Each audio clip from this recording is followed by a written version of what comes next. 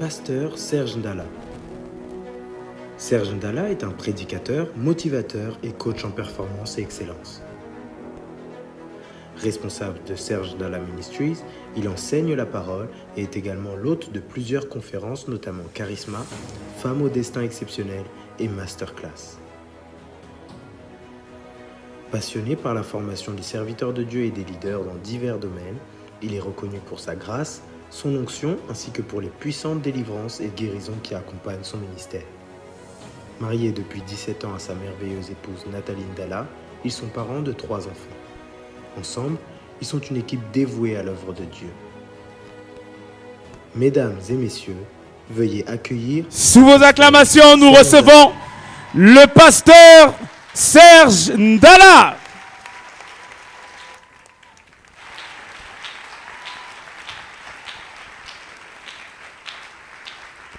Gloire à Dieu. Nous prions, Père éternel, nous te rendons grâce et nous te bénissons pour ces moments précieux, ces moments glorieux. Il est écrit que tu envoyas ta parole et ta parole est guérie. Nous espérons à la guérison de nos cœurs parce que nous voulons être en même temps des meilleurs fils et être des meilleurs pères. Parce que nous ne pourrions l'être si nous ne sommes pas au préalable tes enfants. Apprends-nous aujourd'hui, demain et à jamais, à rester attachés aux principes liés à ta parole et à ta famille. Au nom de Jésus, nous te disons Amen. Que Dieu nous bénisse. C'est ma première vie. J'ai comme l'impression qu'à mon tour, le pianiste m'a lâché.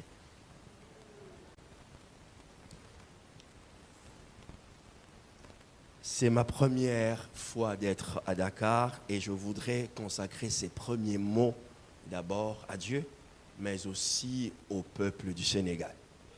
Et au travers le pasteur Félix qui nous reçoit en ces lieux avec son épouse, je tiens sincèrement à vous remercier.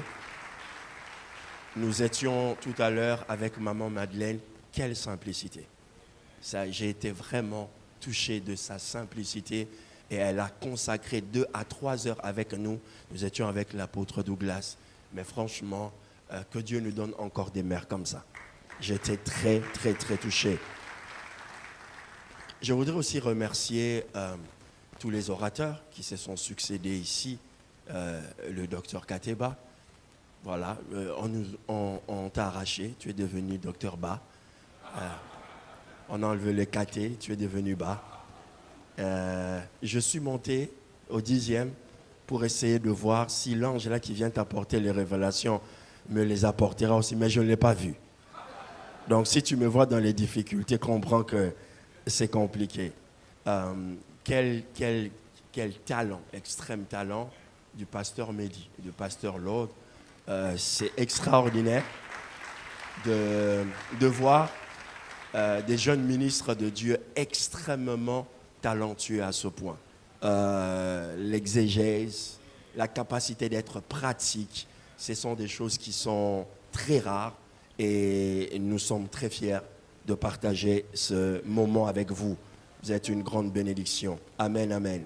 Je bénis le Seigneur aussi pour toute l'équipe de Ndala Ministries, en commençant par son président. Je l'ai taquiné tout à l'heure, j'ai dit, vieux, aujourd'hui tu es vraiment comme un pasteur protestant. Tout en noir, c'est extraordinaire. Et à travers lui, toute l'équipe de Ndala Ministries, que Dieu vous bénisse, vous faites un travail extraordinaire. Je voudrais aussi adresser quelque chose de très particulier. Je l'ai écrit avec mes mains. C'est une lettre. Au lieu de remercier l'apôtre, ça sera ma manière à moi de le faire. L'apôtre et son épouse, maman Viviane. Je l'ai intitulé, je vais prendre 2-3 minutes. Vous allez m'excuser, je suis un peu très britannique dans ma tête. J'aime les protocoles. Les protocoles sont un peu importants pour moi. Je l'ai intitulé « Épître des Congolais et Africains à l'apôtre Roland Ndala ». Et tout au long de ma vie sur la terre, je ne pense pas, peut-être à part mon père, qui n'est plus de ce monde, que j'ai écrit une lettre avec autant de gravité et de solennité. Et je le dis avec toute la sincérité de mon cœur, prêtez-moi cette attention. Très estimé Papa Dallo, c'est un sentiment de privilège et d'honneur qui m'anime pendant que je vous écris cette missive. Elle exprime et traduit le désir des centaines de milliers, des Congolais en particulier, mais d'Africains en général. Nous sommes très admiratifs de votre parcours, de votre vie, en tant que fils, en tant que père, en tant que frère, en tant que grand-père, mais aussi, surtout, en tant que mari et chrétien, enfant de Dieu. Après avoir, durant toutes ces années, accompli plusieurs exploits avec le Seigneur et réalisé des grands accomplissements comme pasteur assistant, comme pasteur titulaire et principal des églises, comme conférencier de renommée internationale, comme conseiller d'hommes d'État, auteur de plusieurs ouvrages. L'éducation et la formation étant parmi les choses qui vous tiennent à cœur, nous prions Dieu afin qu'il sorte de vous un projet d'université ou une académie qui sera un lieu d'excellence et de production des cadres et hauts cadres dans les secteurs clés des sociétés et des communautés africaines. L'héritage et le témoignage que portent les hommes et les femmes venant de vous sont tellement nombreux. Hier, ça a été dit ici. Mais ils ne sont pas connus. Et pourtant, ils sont transformateurs et exceptionnels. Qu'il serait une logique divine de les conserver et de les traduire dans un cadre formel, académique et étatique. Nous croyons que cette épître sera un élément déclencheur d'une pensée ou d'une vision enfouie en vous depuis des années. Et nous espérons que maman Viviane, cette merveilleuse épouse, mère de vos formidables 4 filles et grand-mère de vos 5 petits-enfants, qui vous accompagne depuis 32 ans, sera notre intercesseuse par excellence auprès de Dieu et vous-même, afin que ce projet se réalise. Il est écrit dans le psaume 19, 21, il y a dans le cœur de l'homme tant de projets, mais seul le dessein de Dieu s'accomplit. On peut dire Amen.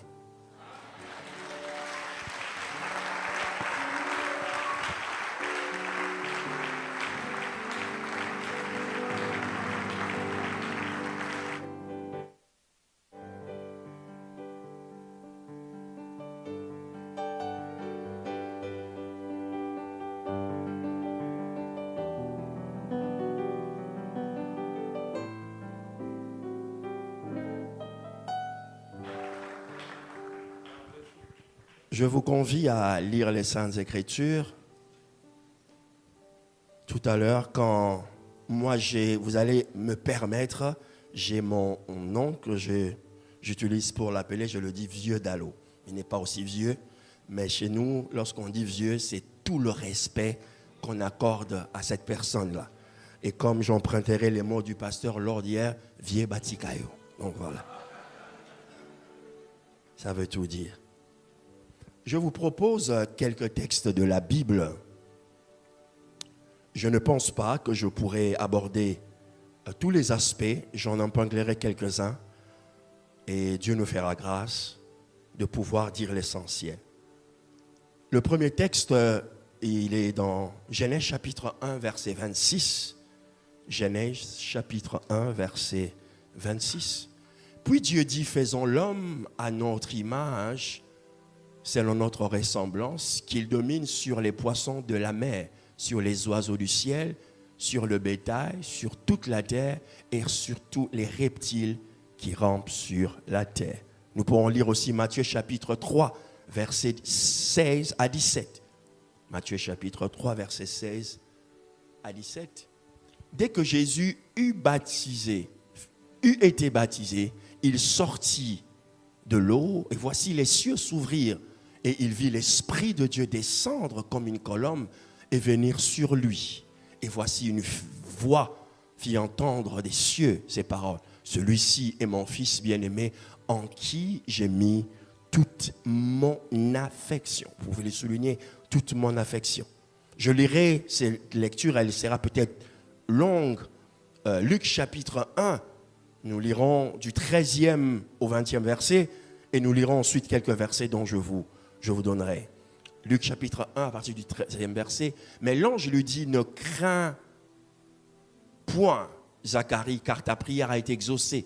Ta femme Élisabeth t'enfantera un fils et tu lui donneras le nom de Jean. Vous pouvez souligner, tu lui donneras le nom de Jean. Il sera pour toi un sujet de joie et d'allégresse. Un fils est toujours un sujet de joie et d'allégresse pour son père. Et plusieurs se réjouiront de sa naissance, car il sera grand devant le Seigneur. Il ne boira ni vin, ni liqueur enivrante. Il sera rempli de l'Esprit Saint dès le ventre de sa mère. Il ramènera plusieurs des fils d'Israël au Seigneur leur Dieu.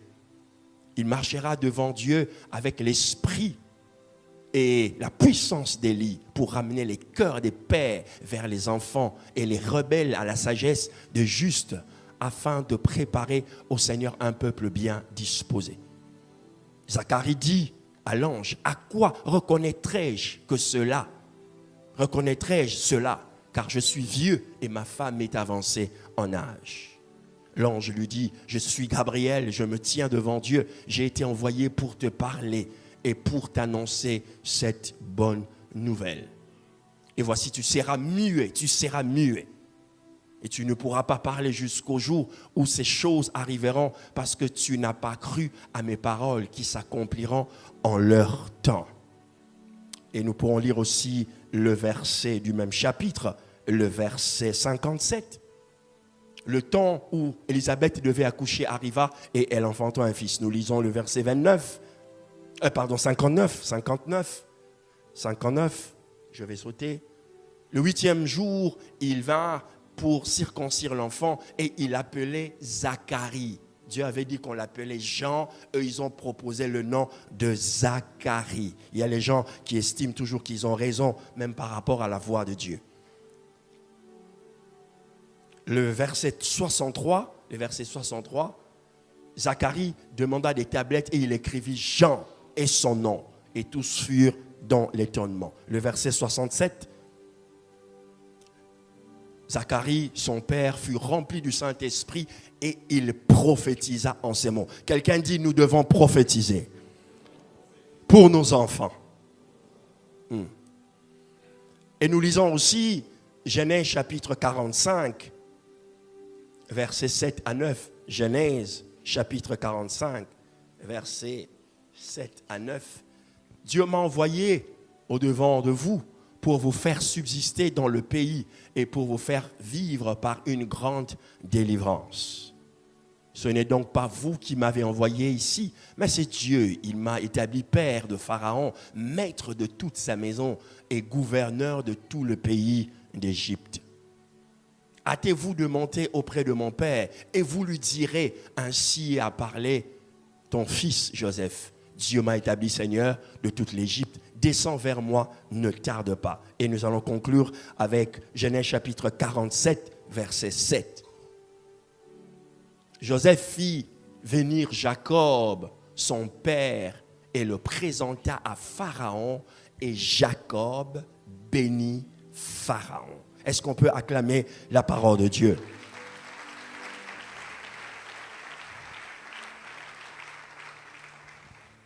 Les textes que j'ai lus de Genèse, chapitre 1, verset 26, nous révèlent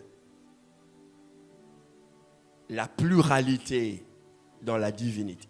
Elohim, faisons l'homme à notre image. Lorsqu'on remonte ce texte, on voit bien entendu que la Bible ne nous montre pas qu'il y avait un fils et un père. La Bible nous révèle seulement qu'ils étaient ensemble. hormis que la Bible déclare que l'Esprit de Dieu se mouvait. Mais Genèse ne nous dit pas qu'il y avait un fils et un père. Ce n'est pas opaque, mais ce n'est pas révélé. Mais lorsque les hommes commencent à vivre, ils ont le désir de fonder une famille. En l'occurrence, le premier homme, Adam, il va fonder une famille. Donc, il a ce besoin-là d'être à la fois mari et d'être aussi père. Donc, il va avoir des enfants. Et il va avoir un comportement d'un père. Mais la Bible n'a pas révélé dans ces instants-là que Dieu était un père. La Bible parlait seulement des Elohim. Mais au fil du temps, l'homme a reçu cette science infuse de la famille.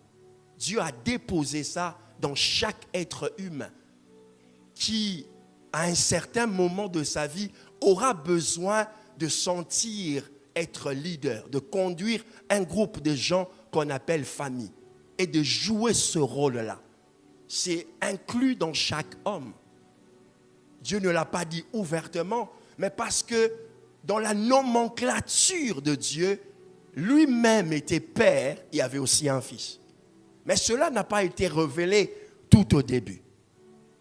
C'est comme ça que Matthieu chapitre 3, verset 17, lorsque Jésus sort des eaux de baptême, il nous donne la version qui existait. Donc, on comprend que dans Elohim, il y avait un père, il y avait un fils et il y avait le Saint-Esprit.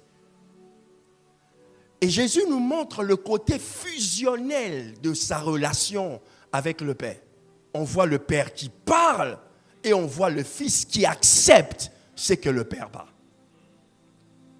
C'est-à-dire, dans la pensée de Dieu, ce n'est pas permis qu'un père puisse avoir des conflits avec son fils.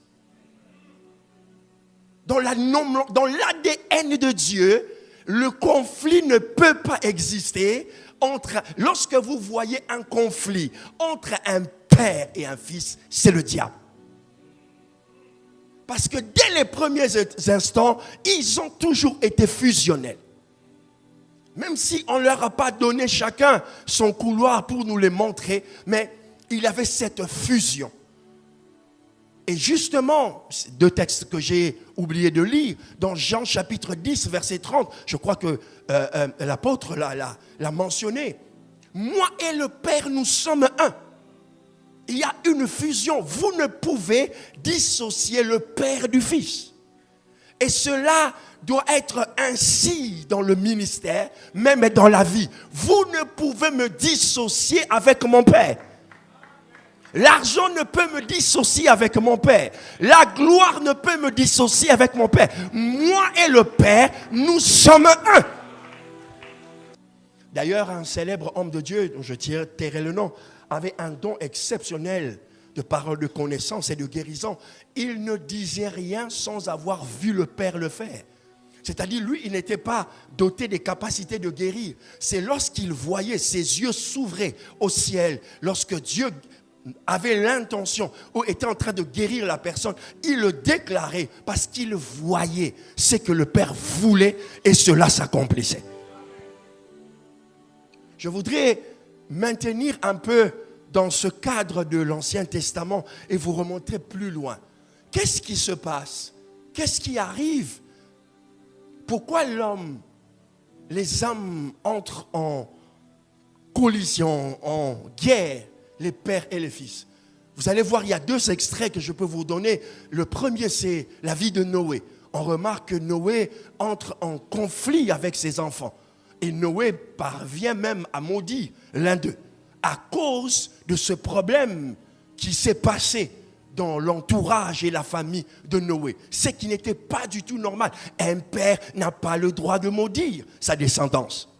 Il n'a pas le droit. Mais on voit qu'il y a déjà un dysfonctionnement dans la pensée de Noé.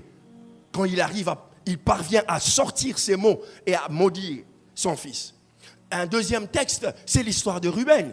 Lorsque Jacob est en train de bénir ses enfants prophétiquement, il arrive sur Ruben. Il dit, non. Toi, tu as mal agi. Tu es monté dans la couche de ton père. Tu seras maudit. Vous voyez que Satan, le diable et les problèmes de la vie peuvent faire en sorte que l'impossible arrive et qu'un père et un fils se déchirent. Jusqu'à ce que le fils cherche à entrer dans les appartements, les couloirs privés intimes de la vie de son père. Et lorsque vous voyez ces choses dans une société, dans une famille, c'est vrai, vous pouvez dire, ce sont des choses qui arrivent. C'est le diable qui est en train d'entrer dans cette cellule familiale ou ecclésiastique pour anéantir toute une lignée.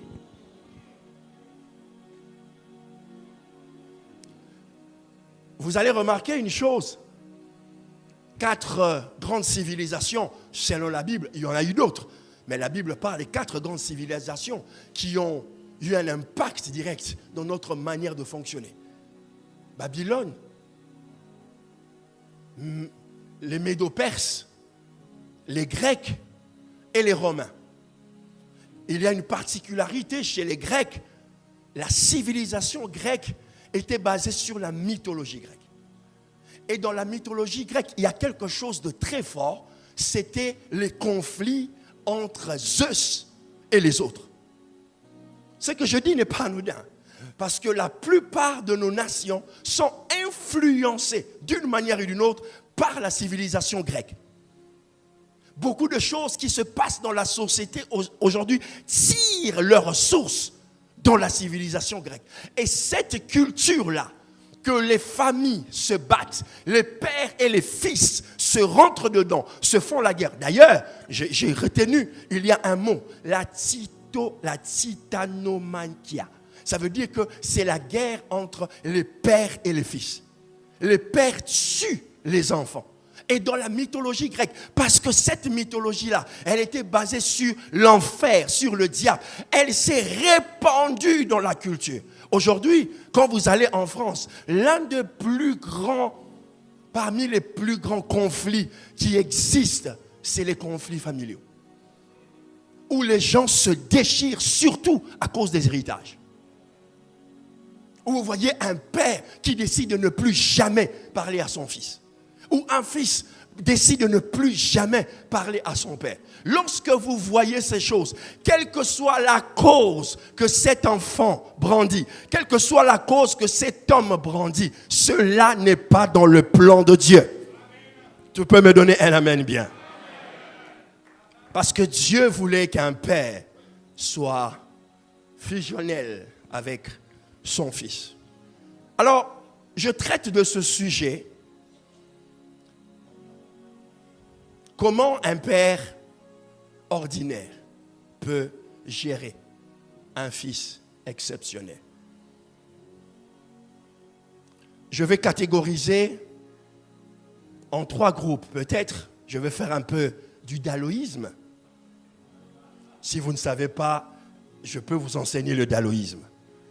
C'est la science de la simplicité, mais aussi de l'imprévisibilité. C'est la diplomatie et c'est la discrétion. C'est être à l'aise de prêcher dans un auditoire de 10 000 personnes, mais c'est être aussi à l'aise d'aller prêcher dans un petit village, dans une bourgade perdue du monde. L'homme est équilibré autant avec les hommes importants de la société que les citoyens lambda. Il ne fait pas de distinction. C'est ça le daloïsme.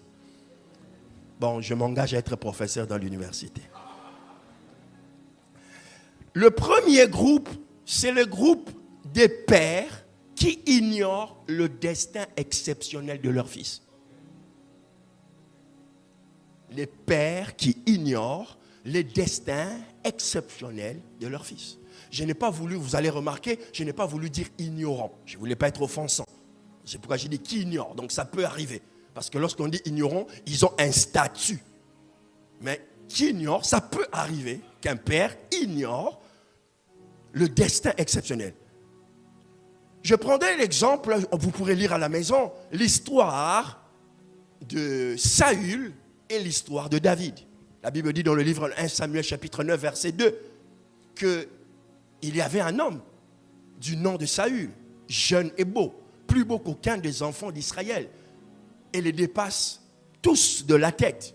Cet homme avait des atouts, mais on remarque que son père ne va pas chercher à ce que son fils développe ce qu'il avait comme atout. Son père le pousse à aller chercher les ânesses de la famille. Il se préoccupait plus pour les affaires familiales que le développement de son propre enfant. Il était concentré à ce que son nom puisse briller au détriment du nom.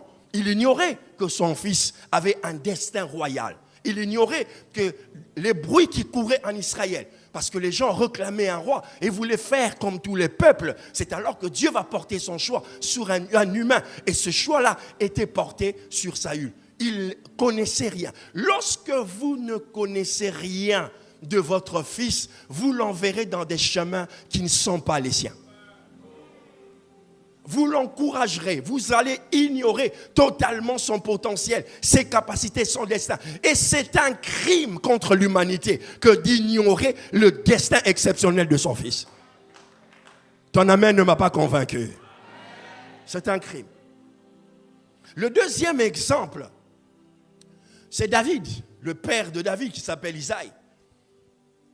Après, je ne voudrais pas m'attarder sur les commentaires et les écoles théologiques.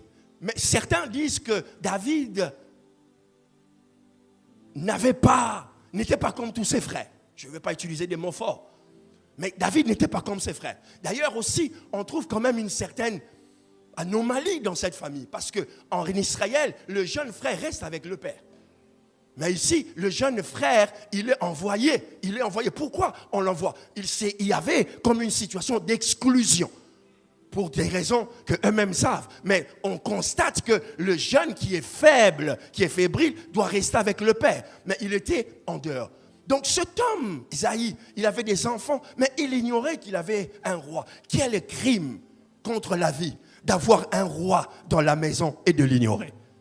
C'est comme pour un prédicateur. Vous pouvez faire tout ce que vous voulez. Mais lorsque vous prêchez et que quelqu'un qui était dans la salle sort et va commettre un crime ou se suicide, vous dites, vous pouvez donner la meilleure prédication de votre vie. Mais si vous n'avez pas su avec l'esprit qu'il y avait quelqu'un prêt à se faire du mal et que les gens ont sauté, mais vous avez raté cette cible. C'est pourquoi je prie que le Seigneur ne rate pas une cible aujourd'hui. Peut-être toute cette conférence a été organisée pour rassembler le cœur d'un père et d'un fils.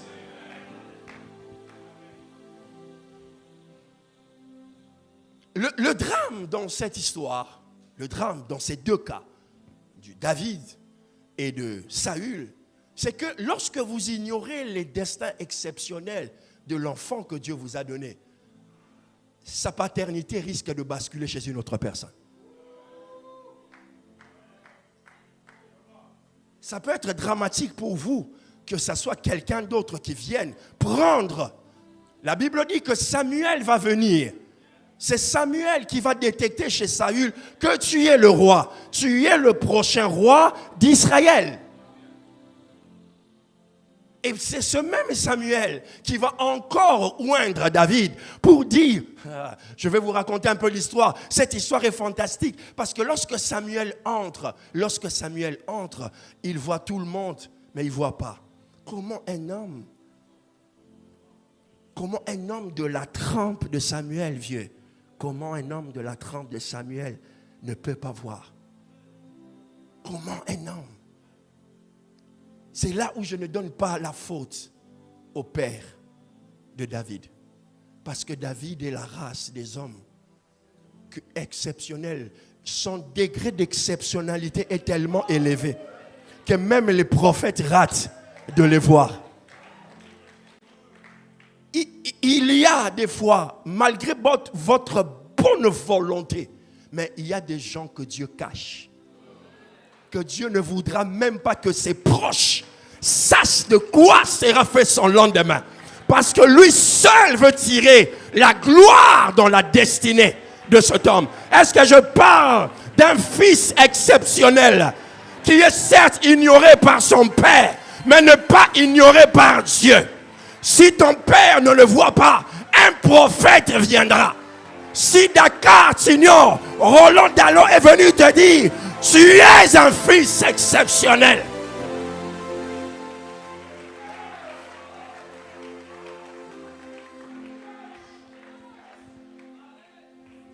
Comme on dit, là je fais un clin d'œil à notre coordinatrice Elsa parce qu'elle aime le business. Si tu ne travailles pas pour ta propre vision, tu vas te retrouver à travailler pour la vision de quelqu'un qui ne mérite pas que tu travailles pour lui.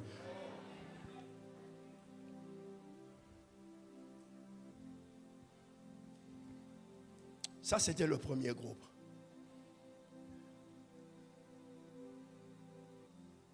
Le deuxième groupe, il me reste 10 minutes. Hein? Oh là là. Deuxième groupe.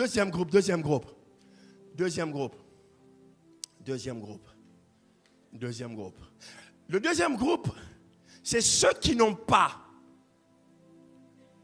de précision, d'information sur la destinée exceptionnelle de leurs enfants, mais qui se basent sur des faits concrets, des éléments probants. Ils se saisissent de ces éléments pour se forger leur foi. La Bible dit dans le livre des Hébreux, chapitre 11, verset 23, c'est à cause de la beauté de Moïse que ses parents vont le cacher. Ses parents ignoraient qui sera le libérateur. Mais l'élément qui les a poussés, c'est un élément physique. Tu peux ou ne pas avoir des signaux spirituels, mais tu peux voir que cet enfant a quelque chose qui est différent dans notre lignée. Il faut le cacher. Et cependant, en le cachant, tu es en train d'accomplir royalement, majestueusement, profondément, spirituellement, la destinée de cet enfant. Il y a des éléments que tu ne dois pas les laisser passer. Tu dois te dire, elle a quelque chose. Ce n'est pas forcément du spirituel. Elle parle bien, cet enfant. Elle parle bien. Elle a quelque chose. Quand elle arrange, tu n'as rien vu, tu n'as pas rêvé. Tu regardes ses faits et gestes dans le quotidien. Tu dis, cette histoire dans notre famille, il n'y a pas beaucoup. Elle a eu ça de qui? Elle tient ça d'où? Donne-moi un amen bien.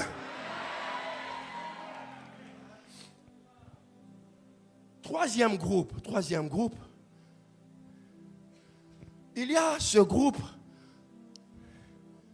Ils ont toutes les informations. Ils ont toutes les révélations sur l'exceptionnalité de la destinée de leur fils. Mais ils sont combattus par leur propre incrédulité. Et l'entourage.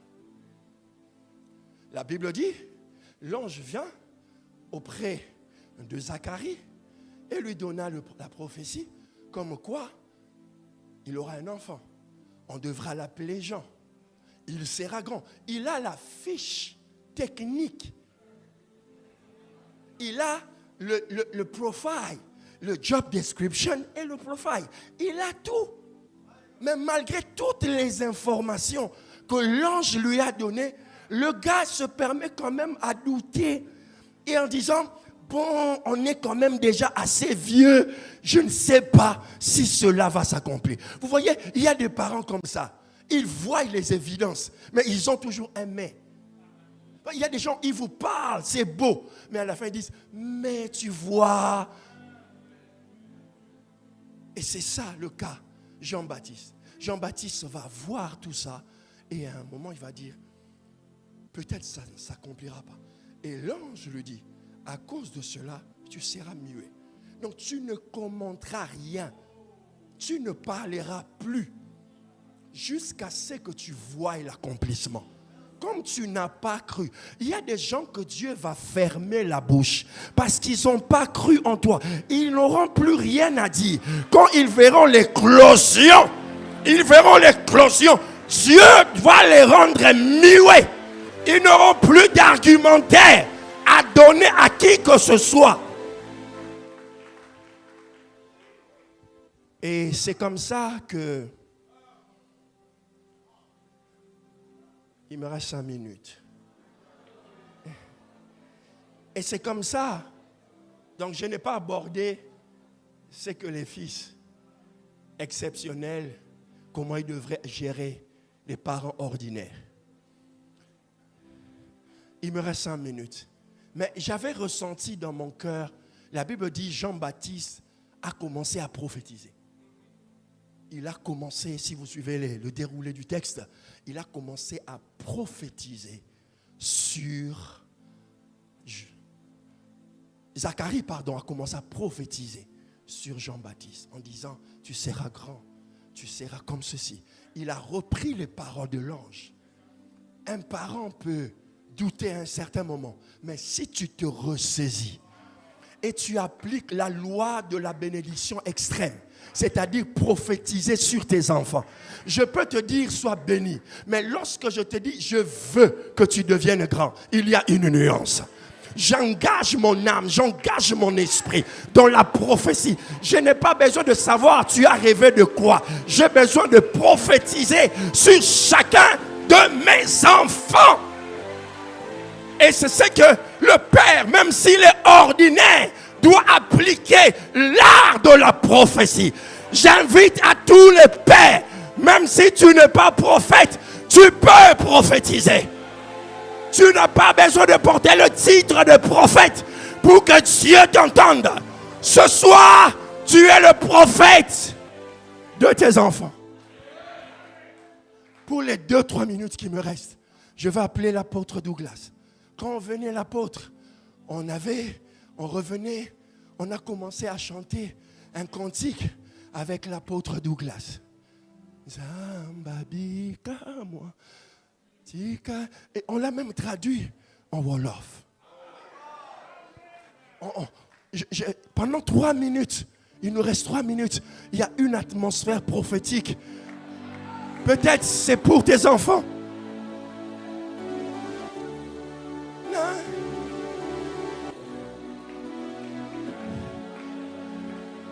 Est-ce qu'on peut donner le micro au pasteur Lord? Moi, je n'ai pas une meilleure voix. Bimonissa. On l'a traduit en français. C'est quoi en français? Dieu de miracle, que ton ciel reste ouvert en ce lieu. Dieu de miracle, révèle-toi. On peut le chanter. Dieu de miracle, Dieu de miracle, Dieu de miracle, Dieu de miracle. Dieu de miracle, que ton ciel soit ouvert en ce lieu. Dieu des miracles, révèle-toi. Dieu des miracles, que ton ciel soit ouvert en ce lieu. Dieu des miracles, révèle-toi. On a le parole en Wolof. Frères et sœurs. Zambabika moi. Tika été. Sikalola nayo efungwama. Zambabika moi. Mimonisa. Écoute, il nous reste 1 minute. Moi, je ne crois pas au hasard. Dieu ne peut pas t'envoyer la grâce que cet homme porte depuis des décennies dans sa vie pour qu'elle passe comme ça. Son ministère est une terre d'opportunités qui transforme les destinées. Viens avec une semence. Viens sceller pour tes enfants. Viens parler. Prophétise sur les enfants de ton ministère.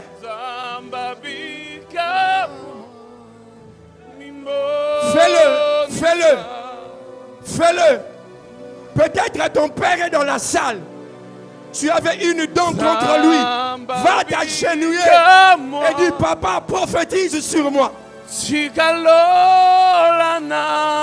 Jesus, the Son of the Living God. Jesus. C'est pour cela dans le ministère existe. des miracles. Transformer des ministères. Dieu des miracles. Yes.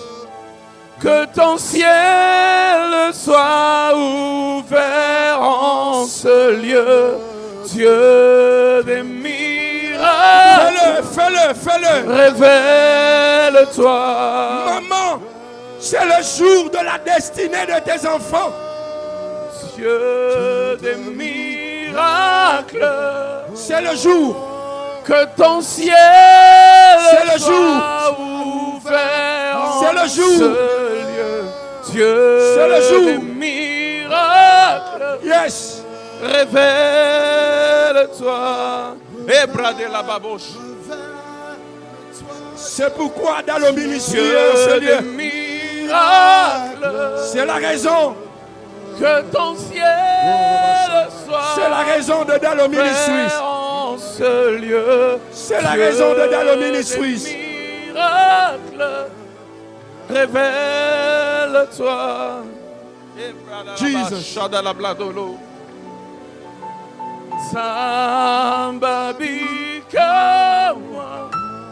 Prophétise. Prophétise. Des enfants ont un don exceptionnel.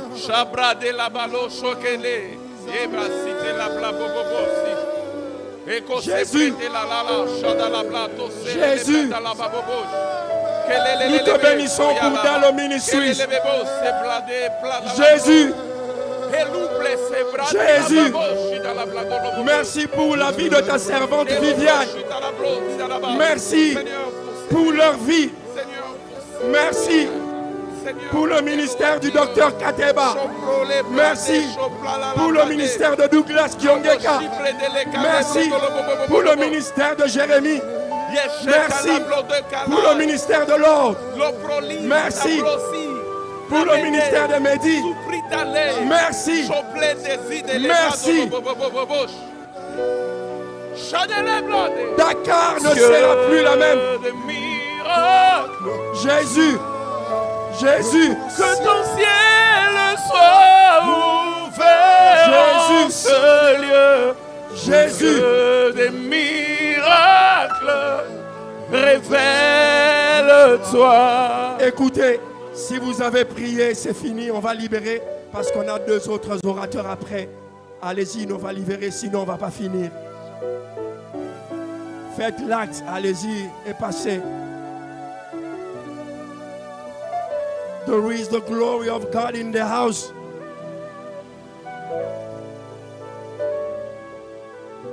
C'est la raison de Dalo Ministries. Transformer des vies de ministères. Avoir un impact dans les nations. Jesus. Si vous avez fini, rentrez pour qu'on laisse la place au pasteur Jérémie. Il continue son programme. On peut donner une offrande d'acclamation au Seigneur. On peut acclamer le Seigneur.